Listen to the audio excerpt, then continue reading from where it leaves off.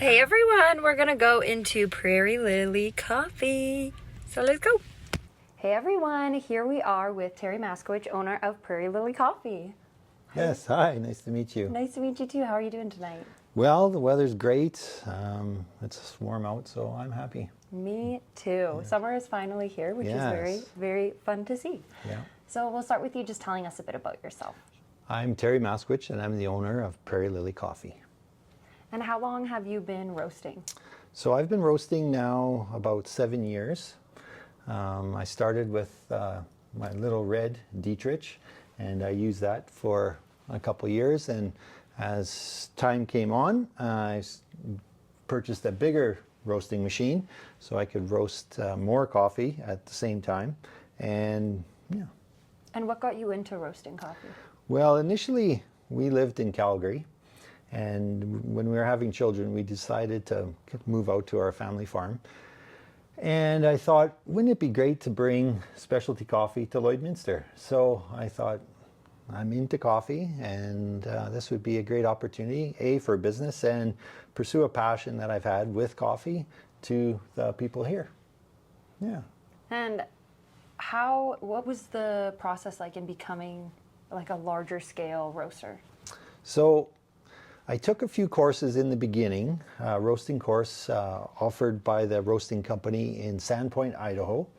And once that happened, I had to just kind of learn a little bit more on roasting technique and style. And then as I figured out the roasting process, then I started adding different, I guess I would say different countries and varietals of different beans. And then once you have more varietal, more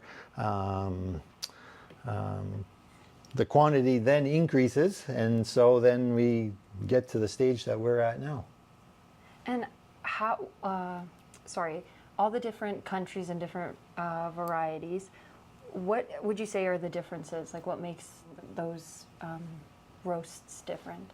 So I think with coffee, I would say, let's think of it as a giant tree. And on that tree, we have individual branches and leaves. So that individual tree is an Arabica bean, which we all know of Arabica. But when we have one branch, and on that branch, there's a variety of a coffee bean. So let's say we have Caturra. Caturra is its own little branch. From that, we have Catuai, another branch. We have pink Bourbons, we have red Bourbons, we have Geisha, we have Cedra. It's this giant tree with a lot of different varietals. How did you learn about all of them? Was it just through those courses, or did you have a passion for it prior to? Once I took the course, then, it depends how much you want to dive into things, but you take this leap into the rabbit hole, and all of a sudden it's you just learn. I purchased a book, a few books after the course, and then you decide what coffee bean you like and where it comes from and why you like it, and that taught me about the different varietals. Those varietals, they all taste different. Yes, so each bean has its own unique flavor and characteristic. And also with that, depending which country they come from. So we could have a bean, say a geisha, for example, grown in Guatemala, Ethiopia, Costa Rica, and Panama. And all of them would taste unique to the terroir of that country. Wow. Yeah. And is there a way, I guess people have grown them there, so you would know what the differences are in taste, but how do you gauge what the taste will be? Is it just based on country, like the environment in which it's growing, like heat and all that jazz? Yes, definitely. Most of the beans are grown in mountains, so high country, like countries with a lot of high altitude, so up to 2,000 meters above sea level. Some of the best tasting coffees are at the highest level, and what makes those coffees so unique is the altitude of them. If they're grown at a lower altitude, They're more your traditional type flavors, nutty, caramel, toffees. But as they get higher up, they become a little more sweeter. They have a little more flavor characteristics along the lines of fruit notes. Yeah, I mean, they're so unique on each country and bean that you really develop a love for each individual country and what they're really good at growing. So we've worked with different cafes and a chocolatier in Edmonton, and it's interesting to see exactly what you're speaking about, the differences in flavors that can be created from what I think of traditionally as a coffee bean. Yes. You know, like it's not your double or that caramel toffee sort of idea. It's like feels as though you're drinking fruit juice. We've been in instances where that has happened, and it's kind of mind-boggling and just really interesting to see the differences. Bringing that specialty coffee to Lloydminster, I wanted to have those really unique flavors within them and bring them to the people of Lloydminster. You were mentioning all the different countries and the different things that they bring, depending on the altitudes and things. Do you have a favorite like country and bean pairing, I guess? Yes, presently, and this coffee or this bean and country is what really got me into specialty. I remember the first time I tried it, I was like, why don't the rest of my beans taste like this? Or what am I doing wrong with the beans that I have? And that was a point too where I started learning about specialty coffee and individual flavors. But the name of that coffee farm is called Jansen Coffee, and Jansen Coffee is out of Panama. And they're very well known for their geisha variety. And geisha variety originated in Ethiopia. And I think in the 60s, someone had the bean and brought it over to Costa Rica, only the geisha. And that geisha then kind of grew. And there was a gentleman from another farm who went and tasted it and said, I think this would grow really good in Panama. So he brought that bean to Panama and started growing it. And now almost every producer in Panama is growing their own geisha varietal. Wow. Yeah, and geisha coffee is the most expensive coffee to purchase in the world. Like it's very highly prized. And for me, when I tasted it, I fell in love with it. It's just so good. Do you remember where you were when you first tried it? Yeah, I was here. In fact, I was doing a coffee cupping, and somebody had sent me a sample, and I wanted to try it. And so I do my procedure. I cupped it, and I was blown away by the flavors. Yeah. And that kind of sparked the rest of... And then from there, yeah, you kind of start learning about other varietals, because there's some really amazing varietals as well that are similar in taste, but very different. And so as a roaster, I find one of the hardest things is knowing what people are going to like. So I have to try different varietals. I get samples from different coffee farms and different varietals. I bring them back here and I sample roast them, and then I taste them and go, wow, this tastes so unique. I think people would love that. Or this one is very fruity. It's like grape jam. Some people would like this. So I'm always looking for the next great coffee. Yeah. From like growing the coffee bean to cup, there's the roasting process and quite a few processes, I'm assuming. Can you speak a little bit about what it goes through, what that Sure. goes through?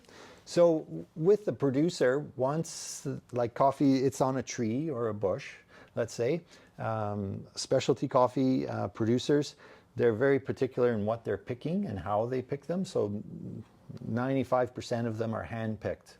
So they'll have workers go up sides of mountains, and they'll pick each individual cherry. You know, coffee is the cherry. That's just like a regular coffee cherry you buy at a store. And inside it is the coffee bean. However, in that bean, there's two beans, not just like a seed, but there's actually two beans inside. And they face each other. And so then the producer has to decide, and it always comes down to taste, how or what process they would like to do. So we have a washed process and a natural process. And within those, they've kind of branched out, but the two main ones are a wash process and natural. So a wash process, initially they'll take that coffee cherry and they'll run it through a depulper. So they'll take all the skin and the mucilage off, and then they're just left with the actual beans. Then they'll put them in water, and they kind of stir them, or they'll add constantly flowing water to it. And what that does is that it takes off all the mucilage on the bean, so that you're just left with a perfectly clean bean. So that's a wash process. Now the other process is natural, and the natural process, once they pick that cherry, what they will do is they can put it in a giant fermentation tank with skin still on, and let it ferment for a couple of days or hours. And once that fermentation process is done, then they'll take it and then they'll lay it out on, they're called African raised beds. So they'll take them all out, put them on these raised beds all across on the side of their hill or within the farm, and they'll just let them dry with the skin on. And what that does is that adds all the flavor from that mucilage into the coffee cherry. So a natural is very, I wouldn't say bright, but a natural has lots of flavor to it. Now, that natural could also have kind of muddled flavors because there's so much happening.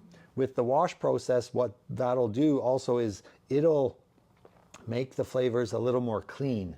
So let's say we have the natural, and the natural, we taste it and we're like, wow, this could be cherry, or it could be strawberry, or it could be dark cherry, it could be a tart cherry, or it could be raspberries. But when they get to the wash process, we could identify it maybe a little better and say, well, this is strictly more strawberry flavor and note. And so those are the differences between washed and natural. Do you have a preferred method, I guess? That's a tough question.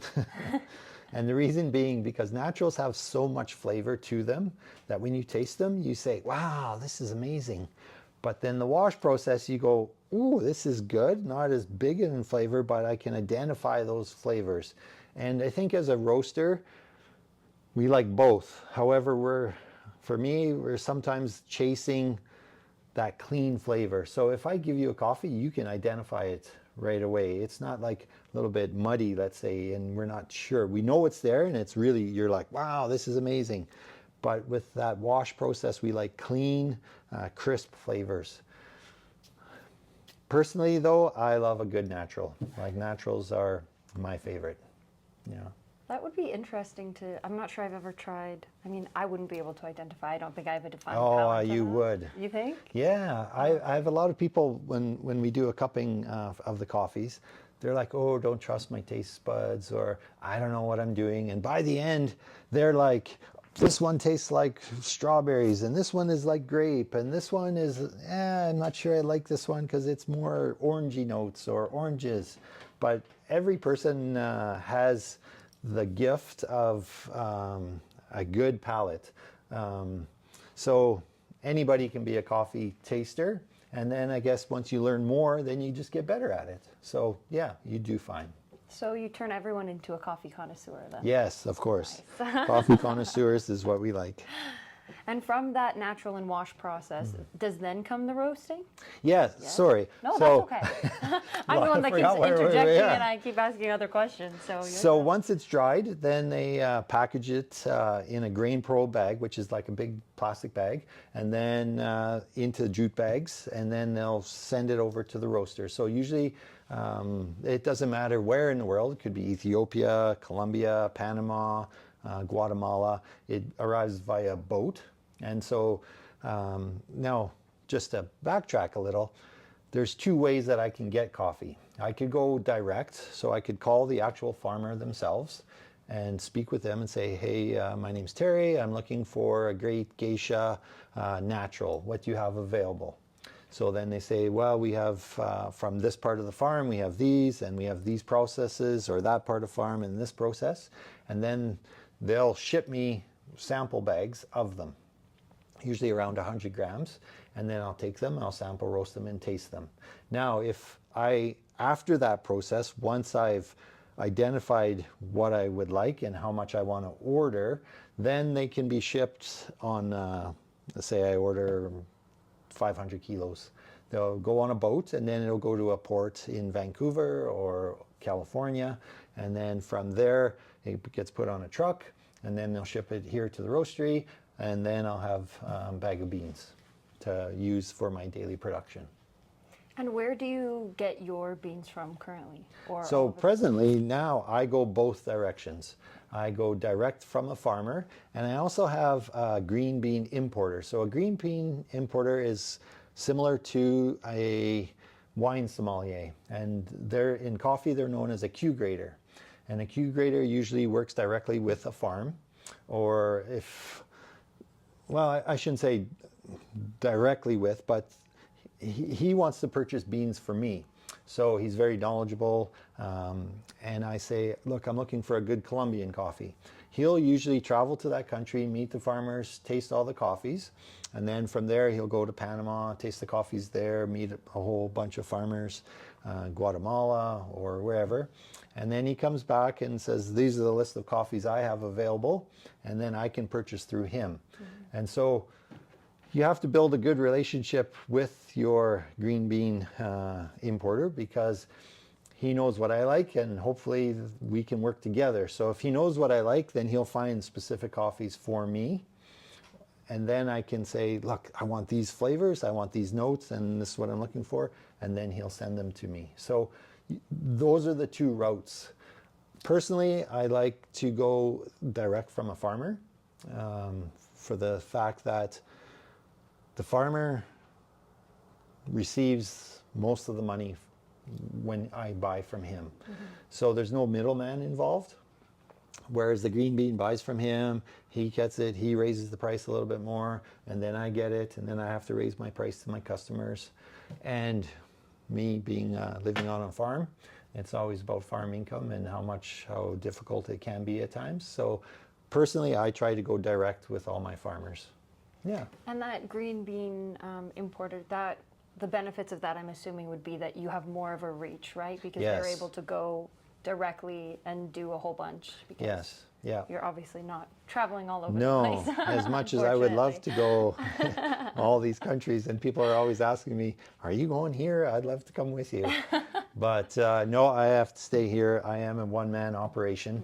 Yeah. I source my coffees, I roast my coffees, I barista all my coffees. So it's a tough life. Yeah, it's a lot of days. It's a lot of days, but yep. you love it. So yeah, I love it. Yeah. It's prior to this, when we were living in Calgary, I had a fantastic job, but I love the flexibility of this job. I love meeting people within the coffee community.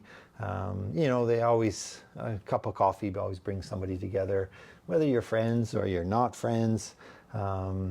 I have friends, like, I guess it happens, but through Instagram, I've met world champions, and I've met all sorts of people, and they're always open to giving me knowledge, or I ask a question and no problem, they give me answers. And you're almost friends, but you've never met them before, but you're in the same industry, and I think that's what coffee can do.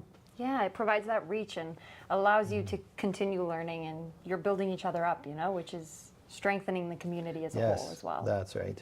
Yeah. So you've gotten the beans, whether directly from the farmer or the green bean importer. Then is it roasting? Yes, then it's roasting. I got it right. Yes. So my roasters, this is a 5 kilogram roaster. I like to roast at 60%, so I roast 3 kilograms per time. The time takes about 10 to 12 minutes per roast. So then prior to an actual production roast, I'll do a sample roast. So once the beans come out, I pick a time frame. So let's say on these beans, I'm looking at a natural coffee. I would like it like a medium light roast. I know my time possibly would be, say, 12% to 16% development time. So I run it through, and then once the beans are cooled, there is a little bit of a standard that I like to follow. So I let it sit for 8 hours. And then the next day, I will take those beans and then I'll cup them and taste them. And when I taste them, I'm looking for what the flavor notes are. If for me they're roasty or not. Like, do they have? Did I burn them, or are they also with that? I can go the other way, and maybe I didn't roast them enough. So after that first roast, I taste it and I go, I think this bean could be roasted a little bit longer. So my next roast, I put it in, I roast it, say I went 10 minutes on that roast, I might go 10 minutes, 30 seconds. And then I'll do the same thing again. I'll wait the 8 hours, I'll bring it to the cupping table, I'll taste it, and then I'll go, now I think it's perfect. So then following that, then I'm able to do a production roast, a roast that I'd feel comfortable selling to customers. Ah, okay. Yeah. So a couple questions with that. You said you roast at 60%? Yeah, 60% weight Okay, of that's what I that. mean. So Gotcha. yeah, it was 5 kilograms is recommended by the manufacturer. And you go 60%? And I go 60% of the 5 kilos, which is 3 kilos. And the reason I do that is, for me, I find that I'm able to control the flame inside the roaster better, and the beans can react. So if I have to adjust the heat a little bit higher or a little bit lower with a full load of coffee, the beans won't react as quickly. But with a smaller capacity load, then if I make that adjustment, the beans will react and I get a better roast. Gotcha. Yeah. And then you had mentioned you let them sit for 8 hours. Yes. Is there a reason for that? Or? Yeah, so there's a few chemical reactions that happen within a coffee bean, and the production of, or the roasting of a coffee bean produces CO2. So if you notice on a coffee bag, they have a little degassing valve. And the purpose of that is because once the coffees are roasted, they go in and they start degassing. And if you close that bag up, they have the potential to blow open. Oh my goodness. Yeah. So there's that little valve which allows the gas to escape. And also, because it's so fresh, the coffee bean is degassing a little bit more initially. So if I let it degas, then your ability to taste some of the notes is better. Ah, cool. Yeah, it's, you put science into the whole thing. Yeah. Part of coffee roasting is art being artistic, but there's some science behind it as well, that there's certain things you have to follow based on science.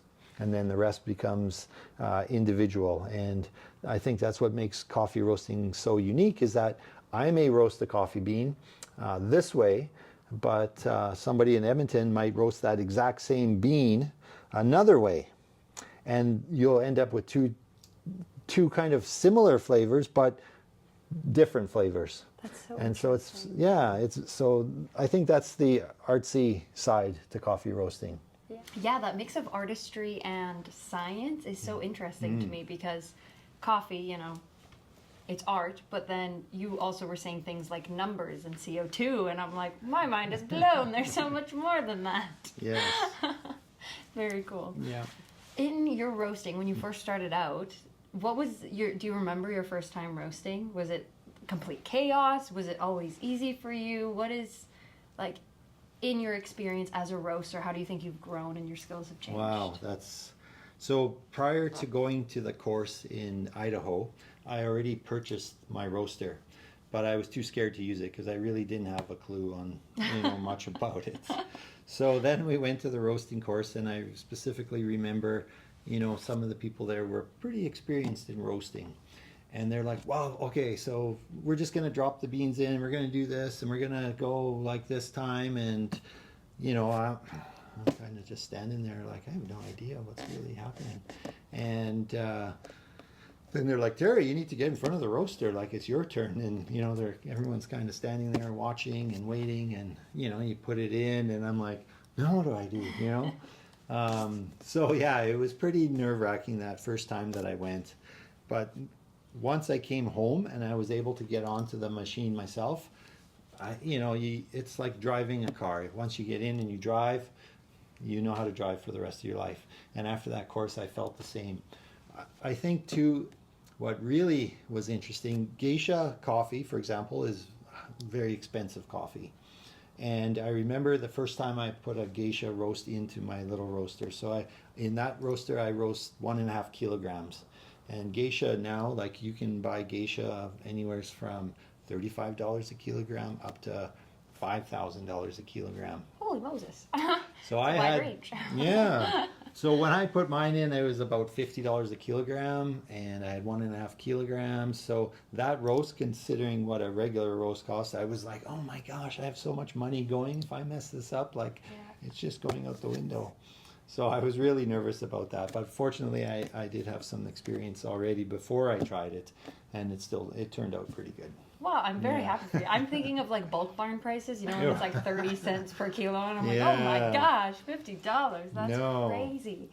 But Recently, there's an auction in Panama for geisha, and at that auction, prices are for say 100 kilograms. They're going for $200,000 for 100 kilograms of coffee, which is crazy.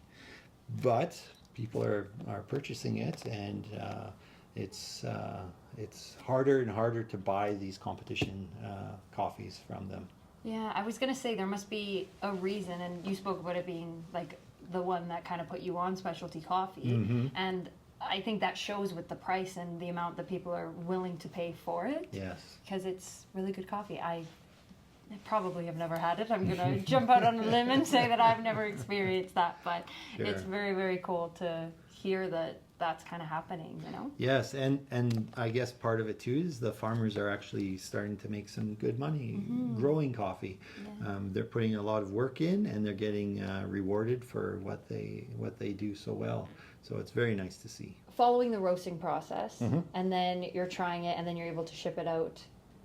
So right after the roasting and you taste, is that when it gets to go to like cafes and people, and then they can use it to, Yep. yeah? Yeah, sometimes for my really lightly roasted coffee, I like to let it sit anywhere from 15 to 45 days. Oh, okay.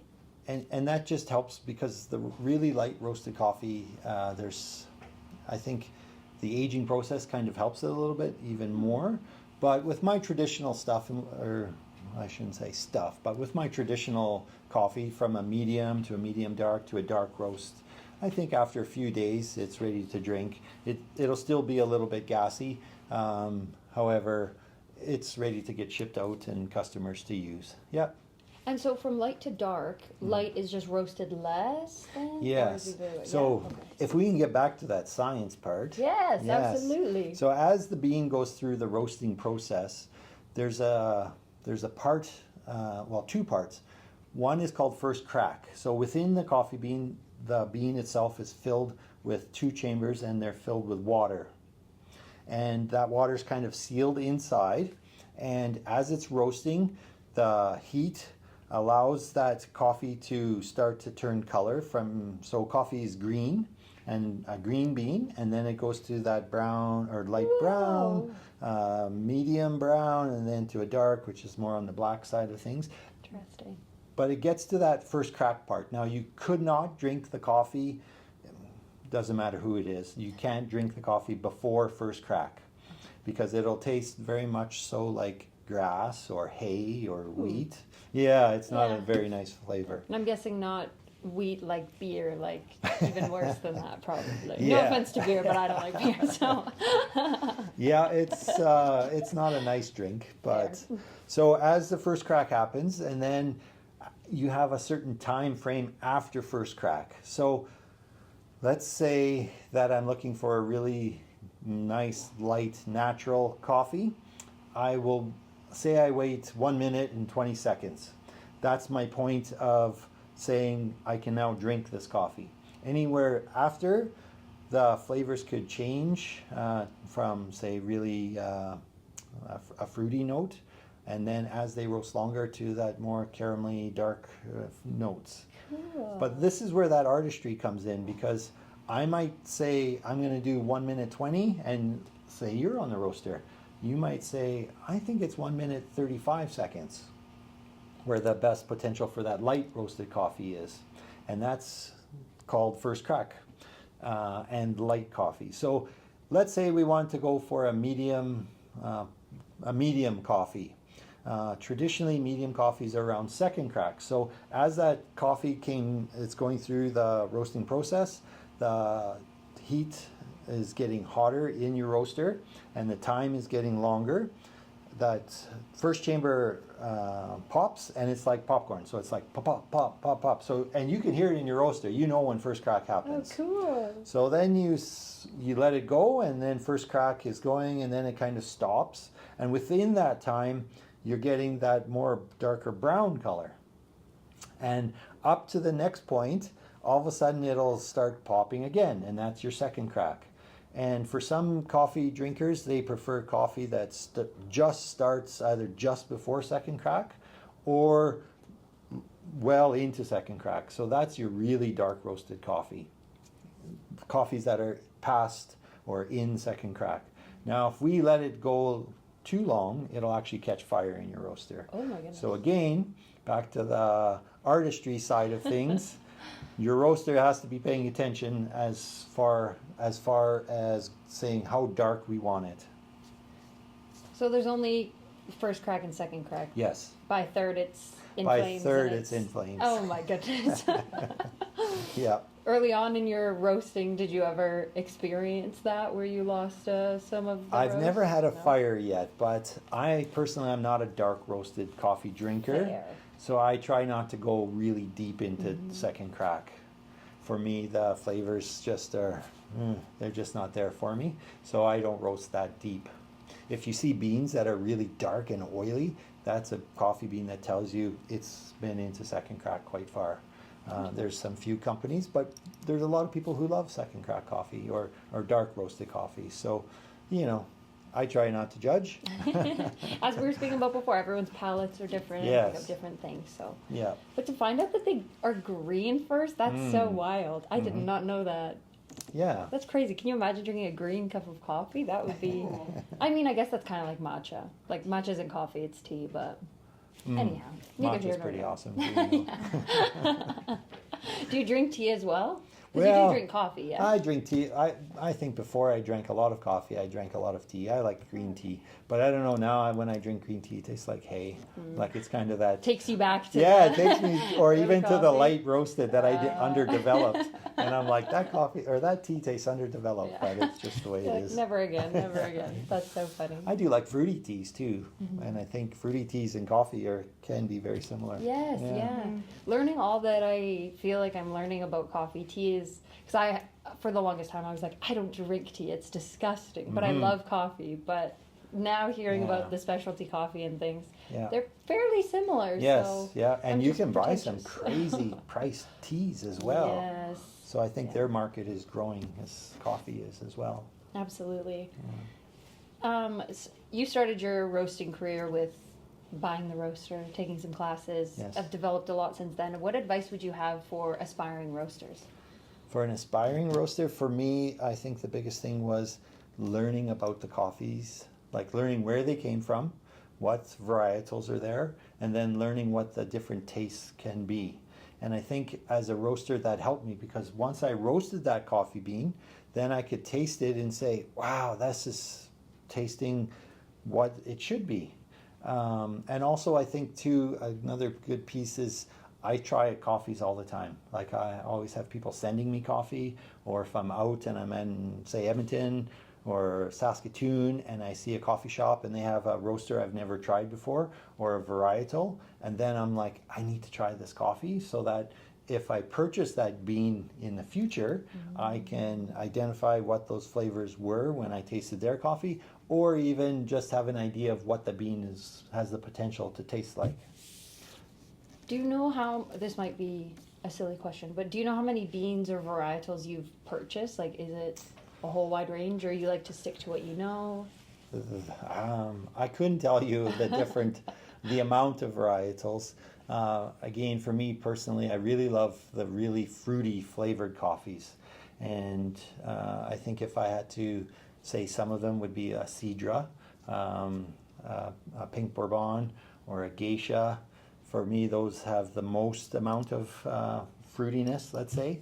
But there's so many varietals that I haven't tasted even, and they also too one day could be a favorite.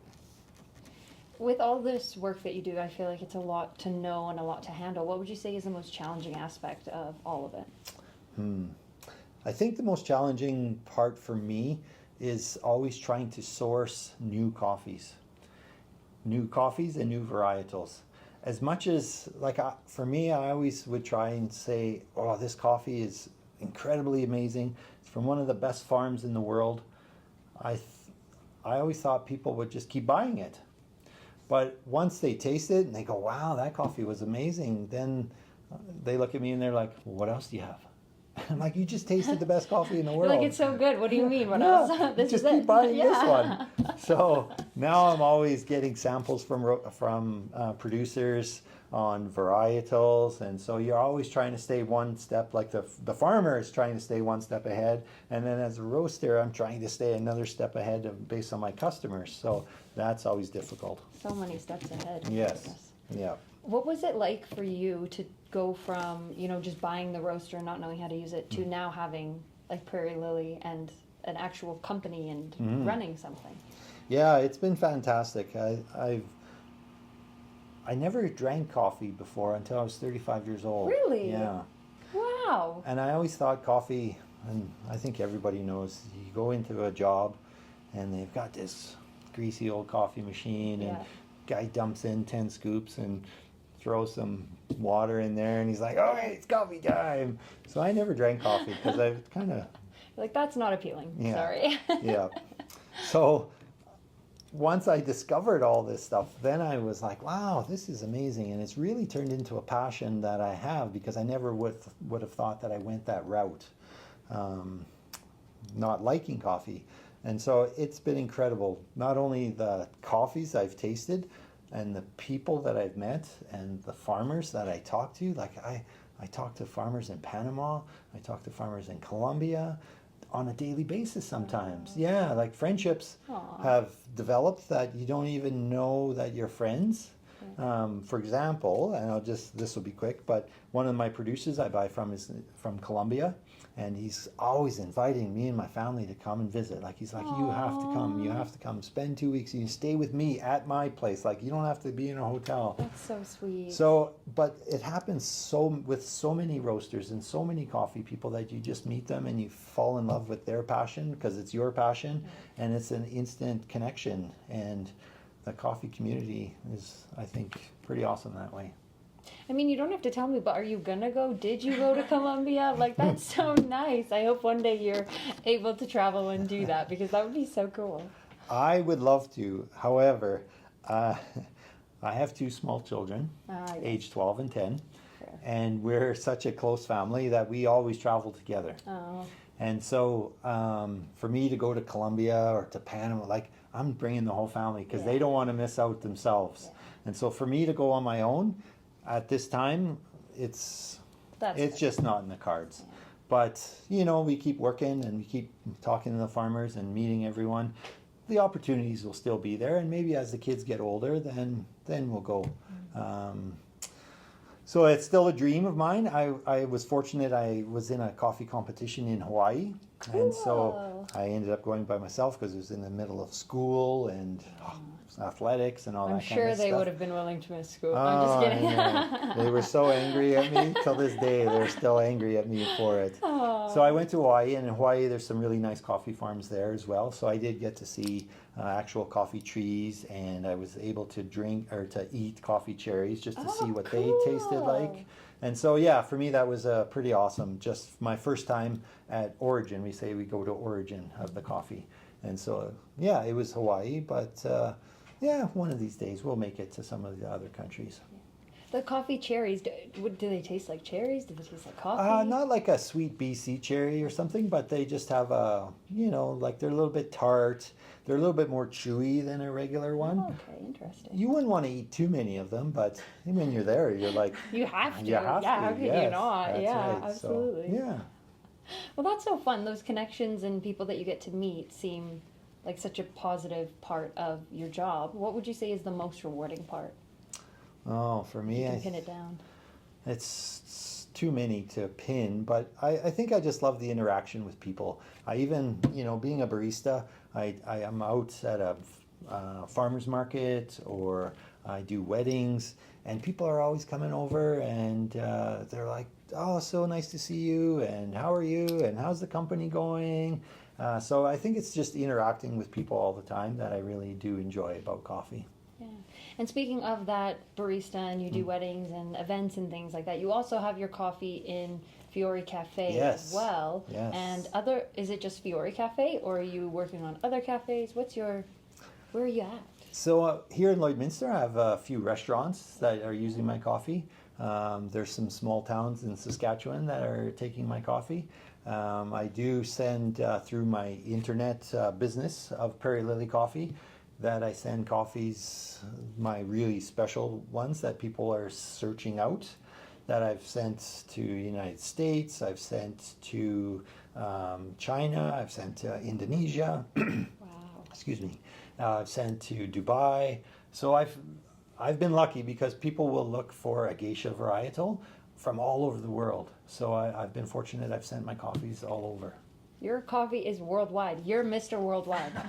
I don't know. I'm not big enough to be worldwide. I'm happy that it's gone where it has, and it does continue to go. And there's some really great roasters, not only in Alberta and Saskatchewan, who are bigger and more have well over the world as well. So I'm just happy to be where I'm at the moment. Yeah, and I think everyone brings, like you were saying, their artistry. Yes. And individuals worldwide, here, there, everywhere seem to enjoy the work that you're doing. So. Yeah. Yay, that's you! awesome. That's Yeah. awesome. Where do you hope to see Prairie Lily in, say, 5 years? Well, I think working with Fiore Cafe in Lloydminster, I think our goal there is to just make our cafe a little bit bigger and better, and to offer those people of Lloydminster that really specialty coffee scene.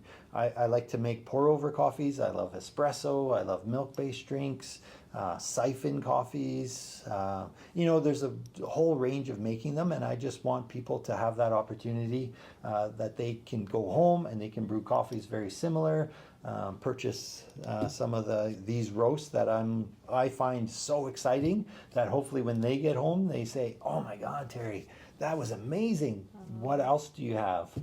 So I'd like to see that, and then I would like Prairie Lily to, for me personally, I'd like to enter a few more coffee competitions, and I would like to excel in those coffee competitions and just bring some more Prairie Lily to the rest of Canada.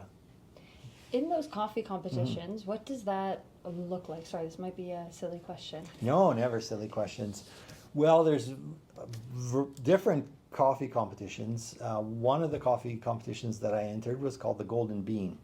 So the Golden Bean is a roasting competition, and they put on where you submit a coffee. So I get to choose the coffee, I roast it, and then I submit it to not so much a panel, but a group of roasters. So at the last competition, there was over 50 roasters in a room, and they, for example, they would use an espresso. So I would find my favorite bean, I would roast it accordingly. They had a barista behind the scenes.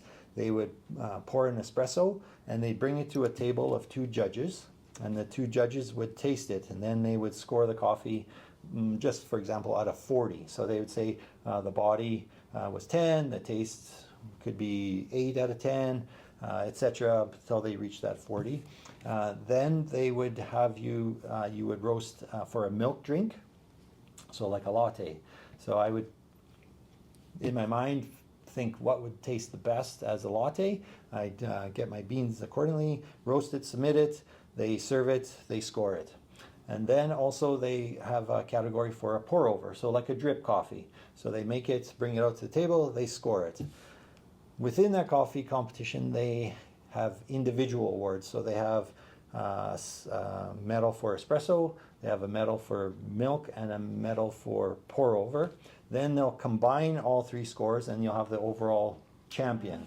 Okay.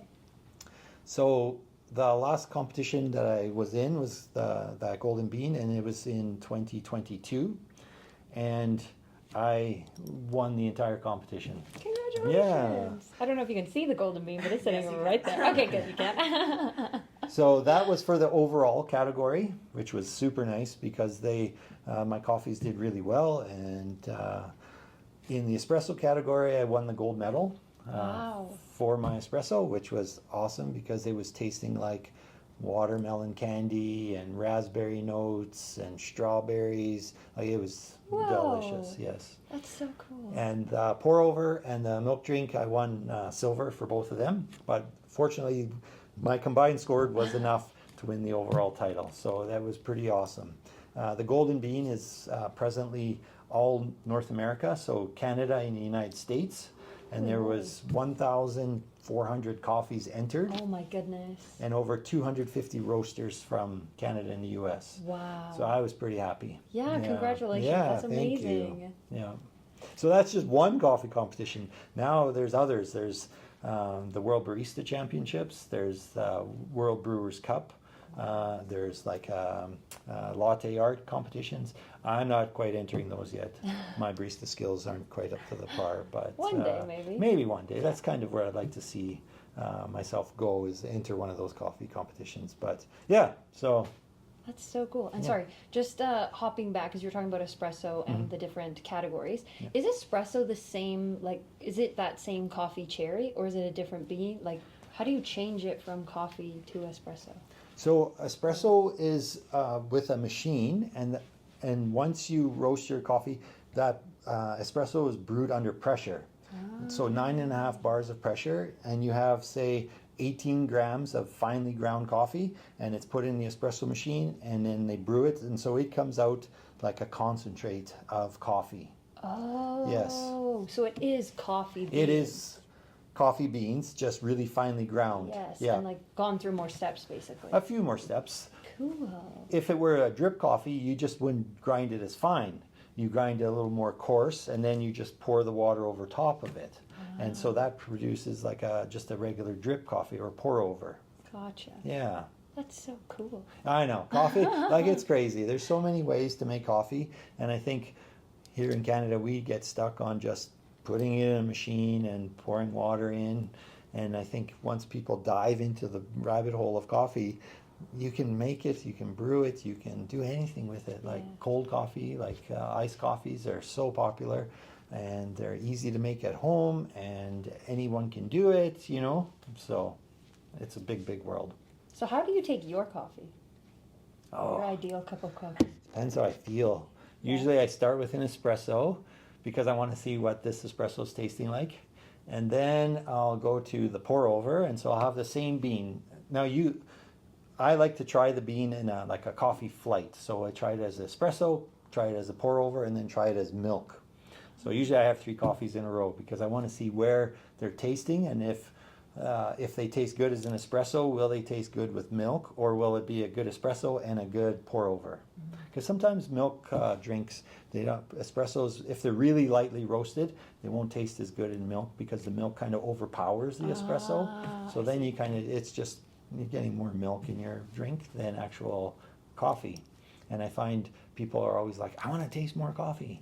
So yeah, but usually I'll have at least 3 coffees to start my day. Espresso, pour over, milk. As you should, I think, personally. I know, when people come over and visit, we usually do a coffee flight, and then I'm like, well, let's have one more. And they're like, no, no more coffee. We're not trying, we can't. Yeah, usually the caffeine gets to them, so That's so then they'll usually stop at the 3. But yeah. Like, amateur. I'm just kidding. I'm just kidding. If you could take Prairie Lily coffee anywhere in the world, where would you want to take it?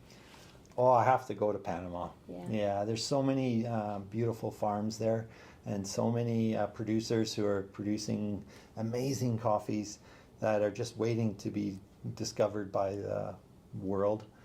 And you can go from one farm to the next farm to the next farm, and just like a whole week of coffee meeting and greeting and tasting. And they're all so different. And yeah, Panama is where I'd be in a heartbeat. Yeah. And honing in a little more, because Panama one day, but for right now we're in Lloydminster. Mhm. So where would you say is your favorite local spot to go here in Lloydminster? Well, presently it's Fiore Cafe, because all my coffees are going to be there. I'm going to be working as the barista there. Oh, And exciting. Yeah, so you can, and I've had a lot of people, they're always asking me, where are you going to be this week or next week, or are you doing this farmer's market? So now they can find me every day at Fiore. You know, 8:30 to 2:30 I'll be there, so I'll be making all the lattes and espressos. We're gonna bring in some geisha varietals, some pink bourbons, so people can try them. We're gonna do some flights.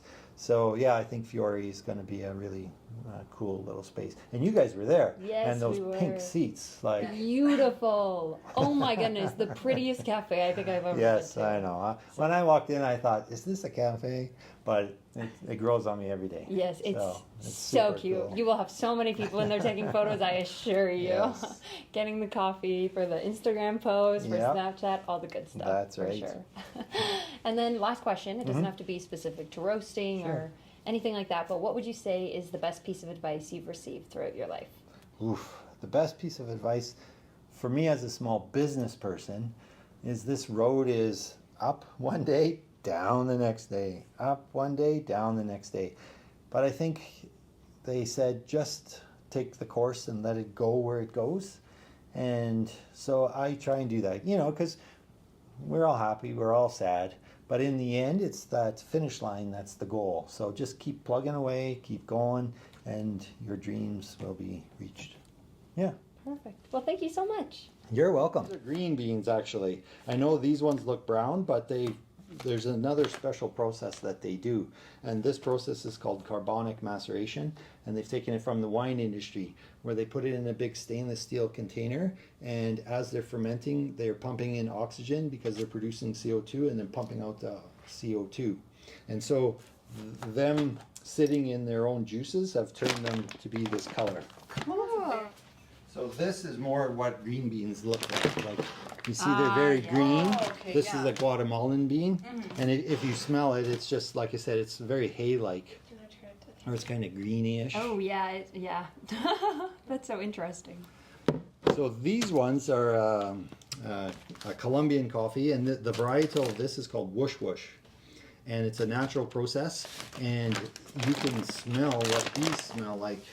And you can smell the difference in. Oh, wow. That's Explain it for the crazy. camera. Yes. It's like, I feel like this one is very earthy. Yes. And then I feel like this one is almost like chocolatey. I could be very off, but like.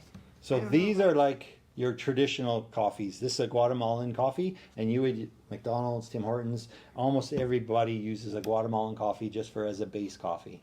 But this being very special is so unique to it. Yeah. Like, I don't know, maybe I'm totally wrong. I feel like it's more. Did you want to smell? You guys should smell it. While you're on or off camera? I genuinely feel like this is more. I could be totally wrong. This one, I like the smell of the specialty one better than this one. I'm just trying to see if I had any really Yeah. other I don't know, maybe I'm fruity wrong. smell one. Or more fruity. Yeah. Alright. That's kind of hoping. I'm getting more like a berry kind of like chocolate, like dark I'm chocolate probably berry. totally I think wrong, you're right but- because I think a lot of dark chocolates put like a berry kind of smell, and I think I'm getting that from this. More berry? Yeah. More berry. Yeah. Good job, Sahar. Yes. Rochelle, pretend you don't know the answers. Now you try. Chocolates? But But I understand with the chocolate because Oh. I think dark chocolates and stuff. They Yeah, have that, like, maybe, berry. yeah, maybe it's dark chocolate that I'm thinking of. which chocolatier did you guys go to? Delavoye? Delavoye, yes. I just had all its chocolates here. Oh my And- goodness. Yeah, and there were some very fruity ones. that's such a too. Yes, And I'm like, yeah. wow, I that's think dark that's what- chocolate coffee should, or chocolate should be like. Yeah. Yeah, I think like, cause we got to try the cacao Yes. Yep. juice, which was like mango and like tropical fruit and wonderful and amazing, but that's what it reminds me of, like his chocolate specifically. The coffee beans, that's the green bean. This is roasted, what they look like for a light roast. So nothing crazy there. Are they the same beans? Two different beans. I have one from Panama, and this one is Colombian, and this one is a Panama. And I chose two really wild and exotic. Prairie Lily, we chatted about what is Prairie Lily, and I chose the name Prairie Lily based on, I wanted something unique to Saskatchewan. In Saskatchewan, the tiger lily or the Saskatchewan lily is unique and rare. You're not allowed to pick them if you see them, so you're just supposed to let them be out in the wild. And so I thought, oh, Prairie Lily coffee, that would be great because I'm unique and I'm rare, and that's the kind of coffees I'm trying to serve. So these two are really unique and very rare coffees. Ooh, yeah, okay. so you guys are in for a treat. We are in for a treat. We are ready. So the procedure will be is once they're ground, we can smell them and see if there's any flavors that you like of them, or maybe you will, maybe you won't, I don't know.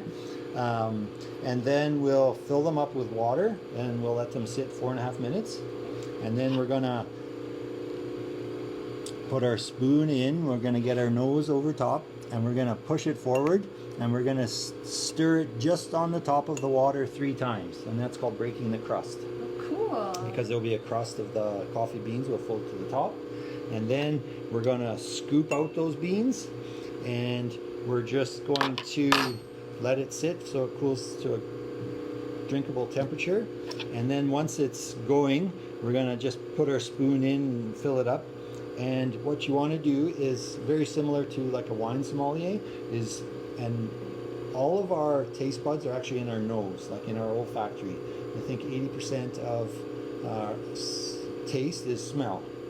So you want to take it, put it up close, and slurp it in, because that slurping, what it does is that it aspirates or aerates it, and then it gets it more into your nasal cavity, and then you can actually taste the coffee. So we'll do that, and then you can taste this one. I'll have another glass, and just the protocol is that you rinse your spoon, and then you take a sip, and after you rinse your spoon, and then you can go to the other one. Just hygienics is what they say. Yes. So we will do that. I'll just grab another bowl. So cool. One for the grounds, and then this one will be just the water. Okay, water's ready. So this will be to rinse our spoons. Perfect. And then this one will do that. So then I'll grind these now. This is the coffee that I want to use in this year's Golden Bean. This year's Golden Bean's in Houston, Texas. Oh wow! That's so fun. I don't know if I'm going yet. I My believe son's playing hockey, and he's got tryouts right at that time, and and my daughter's a speed skater, so it's just all that September weekend, and the same as the competition. So I'm going to submit the coffees just via mail, and then they can still judge them and everything. Oh, cool. So Nice. yeah. Okay, so that's the first one. And this procedure is basically the same procedure all over the world. Oh wow! So let's say I have this coffee to cup, and I send it to another person in, let's pick a country. Let's say in Europe somewhere, in Italy, and he's like, I want to taste your coffees. And he just wants to cup them, because what cupping does is that it's the same kind of ground. So we go a medium fine ground, and then we add water at, say, 92 degrees, and you let it, once it's, I guess, just backtrack a little bit. I do like 16-to-1 ratio. So I have 11 grams of coffee to 180 grams of water. So when I talk to that person, I tell them 11 grams of coffee, 180 grams of water, and then we let it sit 4 minutes so that everything is equal. So that this coffee doesn't get stirred extra, this coffee has more water, this has less. So then, because you can really skew the results of it. For sure. And I think this method is like a French press. You can't mess up a French press coffee. It's so easy. Be really Put the hard to water mess it in, up, put it yeah. in, plunge it, and you're ready to drink. But it's a very good way to drink or to make coffee, because it's easy and it does a really good extraction. So that's what they've done for coffee cupping. And so, as I said earlier, coffee's scored up to 100. And if we were to score this coffee, we'd have a sheet and we'd write, ooh, this smells in the aroma category, out of 10, I'd be like 9.5, because it just smells so nice. Yeah, I can. Yeah. So then you have like acidity and body, and there's other categories of that, and then it's scored, and then you get up to a score of 100. Now, presently, coffees usually, the best coffees are like 93. Anything over 90 was an exceptional coffee. But nowadays we're getting coffees that have been scoring like 95, 96. Wow. Like they're getting so close to amazing coffees. However, they're amazing coffees. You have to be open with your mind. For me, they might be extremely amazing, and you might be like, what is this? This isn't You know, coffee. this isn't coffee. These are very fruity and very lightly roasted coffees. So I hope that they have that wow factor to them, because normal coffee won't taste like this. And these coffees stood out for me, so they gave me the sample. I like to cup blind. So I did write the names of the coffees on the bottom, so we don't actually know what they are. Oh, That's awesome. Yeah. So then we'll have an idea, and I can say, well, this one is this one, and this one's this one. Normally, I like to do it with 8 coffees, and I go from, I mix them all up, and I have a really light coffee to a really dark coffee. And then I tell the people, okay, let's smell all the coffees, and you're going to put them in order. And these are people like you said, I don't know if I can taste anything. They put them in from the most aromatic to the least aromatic. And then we taste them, and I'm like, has anything changed? And they're like, I can't drink this coffee, but these coffees from here I just love. They're so amazing. And they have this and this and this. So anyone can do it, and it's very good. So don't be thinking that you can't do it, because it's awesome. Okay. All right, so if we just put this timer on so I know what 4.5 minutes is like. Perfect. Good. If you can turn that on once I pour these. Do I have to click anything, or it's just a zero? Just press the power just once, and Oh. it'll start the timer. I can do that. Yeah. So I like to use like 91 degrees water. So we'll bring that up. Now, I guess before, we need to smell these coffees. If you ever go somewhere, the rules are, you never touch them. But you guys are here with me, so I don't mind. So you can grab them and stir and put your nose into them and give them a good smell. If you are out and about, like there's some cafes in Edmonton or Calgary or wherever, you just, because you don't want to touch anything. But I'm okay with you guys, so just. Appreciate that. Thank you. Well, And thank you for my letting house, us know that. my house Yes. rules. Yes. So if you would like to smell that and see if it smells like anything or nothing, or I'm getting the whichever. chocolate. I feel like the chocolate, but the dark chocolate, like the fruity chocolate, Yeah. you know? The fruity chocolate, Like, yes. yeah. Like specifically one of the ones we had at Doughboy one time. Did you guys want to smell them? sure. You should try them. I feel you like can couldn't go on you this all- side too if you like. Yeah. Like this one smells fruitier to me than that one does. Mm-hmm. Yeah? Different kind of fruit, I think. Yeah, okay, different Yes. kinds, yes. Are you guys all coffee drinkers? Yeah. Do you have a favorite? I mix with tea too. Like I'm a big tea girl in Okay. the summer. Yeah. So I think this one's like fruitier and darker, whereas this one's like a light citrusy kind of thing. That's very good. That's Good my job, two Sarah. Yes. Any Rochelle needs to specific- start going first. So I have to ask then, what citrus? Like, are you lemon lime or grapefruit or? See, this is like the tree, you know. You I have to you smell know what it it to is. know. I think it's grapefruit. Me too. I'm gonna smell it again, but I'm Awesome. gonna Grapefruit. You guys nailed my taste. You nailed the tasting notes. Sorry, you're good. Yeah, I'm actually more of a tea drinker. Tea, okay. Well, you guys did great. Thank you. Like I said, I mean, you nailed that note on this coffee is Yeah. grapefruit. So hopefully it tastes like grapefruit. Okay, so that's the first part. If you just want to start. Now, all my cups, I know exactly, where the 180 grams is. So I've been doing this for so long now that I pretty much got it there, as long as they're somewhat equal. So the cupping process, Mm-hmm. where did you learn that? Was that This, I think I learned just from watching YouTube videos of okay, people. cool. Being in Lloydminster and not really going outside of places, I learned a lot of stuff just on my own being here, because I find a lot of new people, they'll go to a cafe and they'll hang out at a cafe, and the cafe owners will say, hey, we're having a cupping today. And then they'll go and then they'll try the cupping, and then they start cupping on their own. But I remember you had asked earlier about my first time, and I was like, oh, I got to try and cup these coffees myself, and I'm not sure about my grind, if my grind was right. or any of that. Now I feel like I could go anywhere and I'd be like, okay, let's do this, this, and this, and people are like, oh, okay. You know it all. Yeah, it's been 7 years is a nice number, but I'm sure there's people a lot longer than myself who have known so much that you learn from. So it's always about getting more info from people, and maybe they do it differently as well. And then, you know, you live and you learn. Yeah, through that that's process. right. When you, like, usually cup, I know you said you have people over. When you first started, did you often do it by yourself at first, just because you... Oh, I always cup by Sure. myself. Yeah. Yeah, I had to do it by myself. And then I would get a coffee that was roasted by somebody else, and I would look at the tasting notes, and then I tried to envision those tasting notes or to see if I could find them in the coffees. And then after that, once I kind of learned what the coffees were tasting like, then I was able to start making my own tasting notes.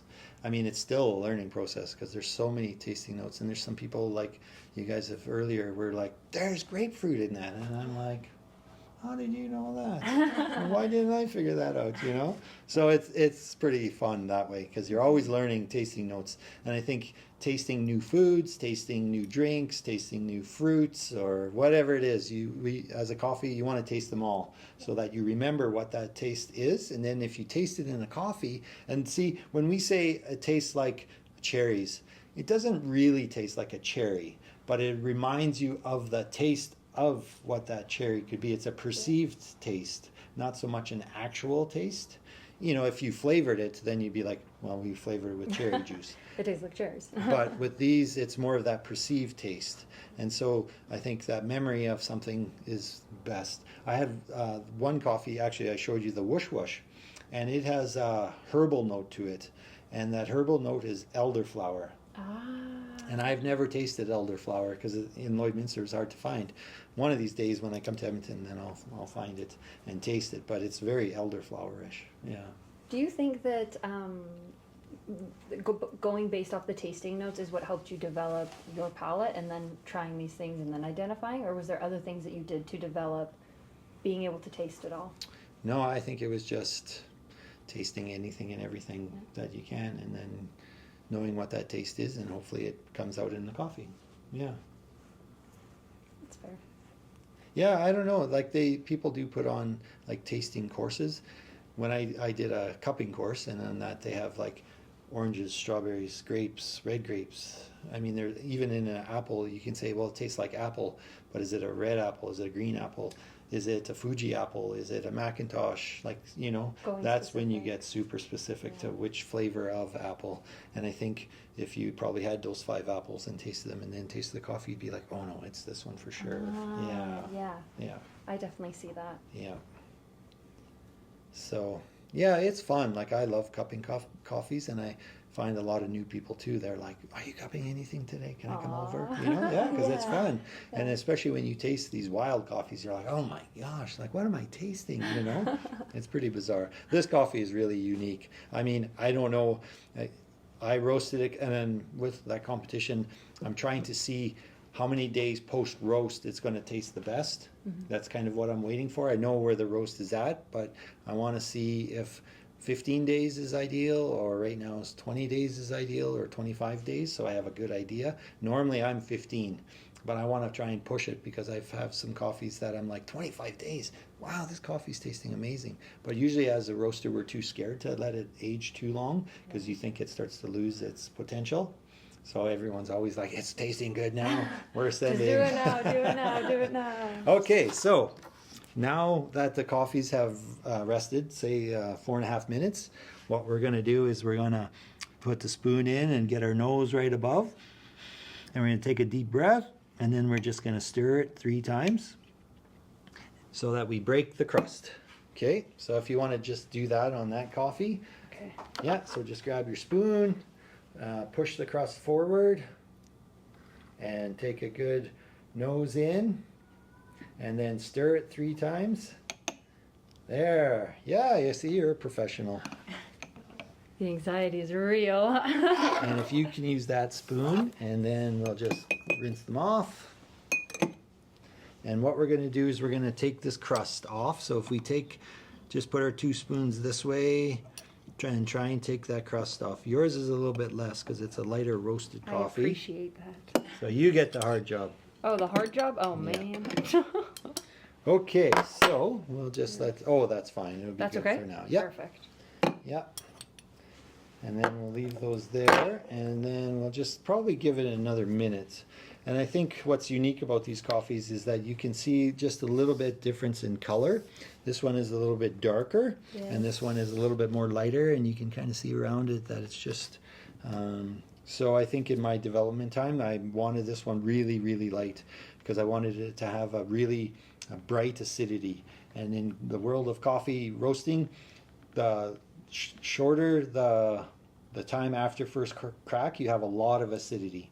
As the coffee roasts longer, you lose the acidity. And I really wanted this one to be big, bright, and punchy. But this one I roasted for espresso, I see. and I'm hoping on espresso it's like grape juice. Yay! Yeah, so- That's so fun. It's bizarre. It's really a bizarre coffee. But I think at this competition, I think they're ready for it. So Oh, that's so cool. we shall see. Oh. All right, so I'm just going to taste it first just to see what the temperature it's at. So what you'll do is you'll just grab a little bit and you're going to go and just put it around in your mouth and see if you can see what it's tasting like, and then after we taste them, then we can talk about them. Okay. Cool. Ready to go? I think so. So let's start on this one. I think is the best. Now it's still a little bit warm, but it's not horribly hot. Like you're not going to burn yourself. Okay. Yes, very good.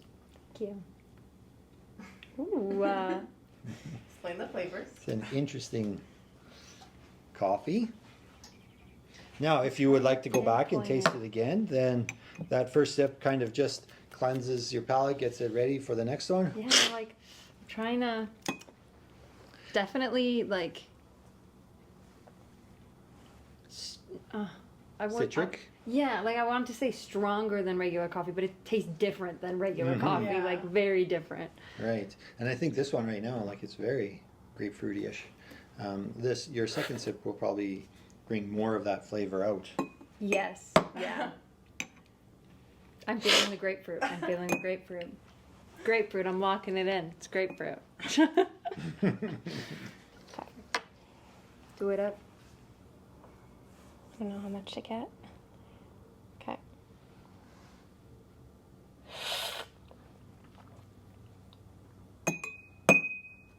I see it now. Like I get what you guys are saying after doing it. Yeah. Yeah. I've never had coffee like that. Yeah. Yeah. Did It's- we? I'm trying to. It was us. It was only us. Because that was not, it wasn't Ace. We went to a cafe in Edmonton Wave. where we went. What was it? Waves Coffee, I Yes. think. Yeah, we went Waves to a or cafe. Rogue Wave? Rogue Wave. With I think. Fly? There was- Fly Bizarre? I don't know. There was the Yeah. two Yeah. owners and they had the same name. Oh, Dave and Dave. Yes. Yeah, awesome. Yeah, because we went there and we worked with the barista there, and she made it for us, and it was Yes. so different. Yeah. Oh, that's really yummy. Yeah. Okay, let's try coffee number 2.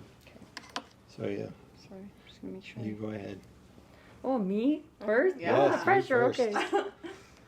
Okay. Okay. Ah.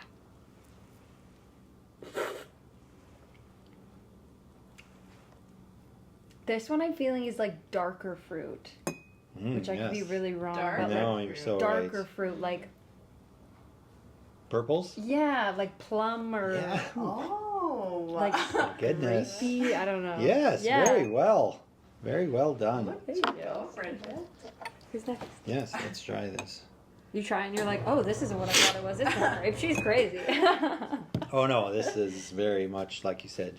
It's very bright, very purple. I like to use colors in coffee too. Yeah, I like definitely see purples purple. and I love that. dark purples. Yeah, Yeah. that's so cool. I've never had one like that before. We've tried like Yeah, like the an grapefruit, acidic one. yeah, like kind an of, acidic yeah. one. But Yeah. this, like the depth, I don't know if it's deep, but like in my brain, it makes Mhm. sense that it's deep. So, That's Y'all should try interesting it. because like the color, you'd think it'd be the other way. oh yeah, Because this one's a little darker. Yeah. Yes.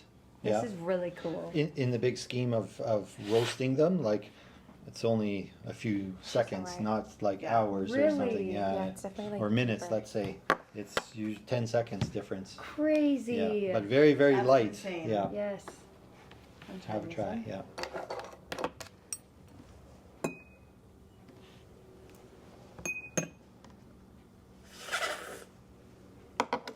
Oh. You're so right with the depth word. Yeah. I don't know. It just. Complexity. No, it Yeah, has like more levels to it for sure. Yeah. Oh, That's so cool. that one's really interesting. Yes, so if we have a look, we'll just quickly look underneath, and underneath it says anti-maceration. So anti-maceration is a new process from a Colombian farmer. And like there's only very, very few people in the world who have this actual coffee at the moment. And it's a Colombian, it's the varietal called Catura. And it's the process that they've done to really bring out the unique characteristics of this coffee. Yeah. Cool. Like that's insane, actually. Yeah. And then this coffee is Panama Geisha. And it's, for me, it's all about red notes. So red flavors, whether it's strawberries. And then with that comes that the acidity side of it, which is the grapefruit side of it. Yeah. And then it just really pops out for its grapefruitness. I don't know if that's a word, is it? Yeah. Grapefruit. We understood. Yeah. We speak the same language. It's okay. Yes. So they're two both very, very nice coffees. Very well. I believe this coffee was used in a competition in Canada at the World Brewers Cup. Oh, cool. And I believe that they did very well with it as well. So not my roasting or stuff, but the same varietal and the same farm, and it was a very nice coffee for them. So Yes. it was a very, very good coffee. Yeah. Cool. Well, thank you so much. This was so cool. I've never cupped it before. I don't know Me if neither. cupping it. Yeah, I okay, didn't that's even what know it was a thing. That's what I figured. Yeah. We've never done this cupping before, so thank you Sure. very much, and Yes, for you're chatting very with us welcome. and letting us try the amazing coffee and the power of coffee too, Yeah. of what it Yes. can taste like. Yes. Friends forever now. You guys Yes. are welcome Besties to for stop life. in anytime when you're through again. But Awesome, thank yes, you. thank you very much. It was my pleasure to have you, and to hopefully you learned a little bit about the A world of lot. specialty coffee. Yeah, Thank you. you're welcome. We just finished up at Prairie Lily Coffee. We learned so much. It was so fun. We got to try a couple different beans and flavors of coffee, which was super fun and super interesting. He is such a knowledgeable guy and so like interesting to talk to, and like I'm really glad that he let us pick his brain. I also thought it was very cool that he got to try like the cherry that the coffee beans come from, because I've always wanted to know what it tasted like, so I'm glad that someone told us. Yeah, and he's like super passionate about what he's doing, and it can show. I always say this with like artists and stuff, it always shows in their work, but it shows in his work because his art is his coffee, and it's very evident in the way he talks about everything he's done and the way he's handpicked his beans and done all the research in order to get to where he is, to even get a trophy, the golden bean. Yeah, Terry was really awesome. I think we're all really grateful we had the opportunity and got to try some really cool coffee and try espresso. This was off camera, so y'all didn't see it, but we tried espresso that wasn't bitter and disgusting, and I was like, oh, you can actually drink espresso? This is crazy. Yeah, it was really cool. It was delicious coffee, great conversation, learned so much about coffee. Jealous he's tried a coffee cherry, but maybe one day we'll get to go try or something. But yeah, check out Prairie Lily Coffee. They have an online store coming to Fiore Cafe. Do it up, y'all. Yeah.